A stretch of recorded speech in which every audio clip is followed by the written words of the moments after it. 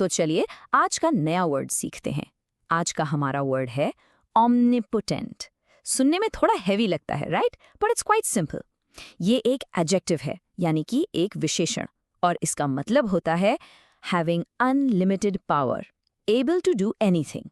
Simple भाषा में कहें तो सर्वशक्तिमान, मतलब जिसके पास ऐसी शक्ति हो जिसकी कोई सीमा ही ना हो।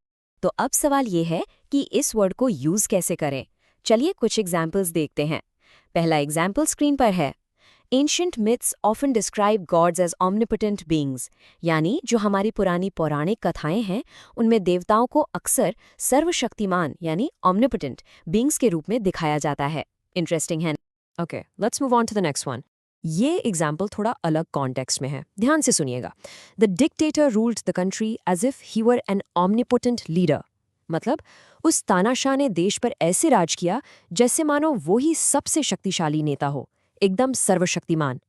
देखा आपने, same word but a completely different situation. अब आते हैं हमारे तीसरे और आखिरी एग्जाम्पल पर, और मुझे लगता है इससे तो आप सभी कनेक्ट कर पाएंगे।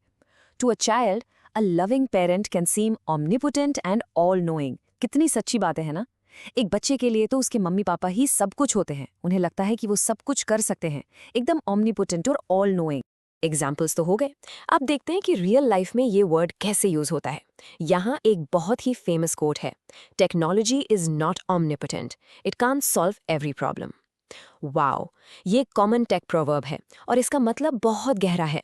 टेक्नोलॉजी कितनी भी पावरफुल क्यों ना हो, वो सर्वशक्तिमान नहीं है, वो हर प्रॉब्लम को सॉल्व नहीं कर सकती। चलिए अब आपकी वोकैबुलरी को थोड़ा और बढ़ाते हैं। बात करते हैं सिनोनिम्स की, यानी ऐसे वर्ड्स जिनका मीनिंग omnipotent जैसा ही होता है। तो आप omnipotent की जगह यूज कर सकते हैं ऑल पावरफुल, ऑलमाइटी या फिर सुप्रीम।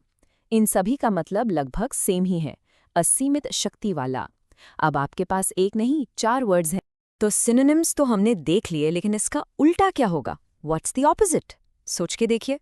अगर कोई omnipotent नहीं है तो वो क्या है? एग्जैक्टली वो होगा पावरलेस, वीक या हेल्पलेस, मतलब बिल्कुल शक्तिहीन, कमजोर या बेसहारा। एंटोनिम्स जानना भी उतना ही जरूरी है ताकि आप वर्ड्स को और अच्छे से समझ सकें। बस आज के लिए इतना ही। मिलते हैं नेक्स्ट वीडियो में। Happy learning, bye bye.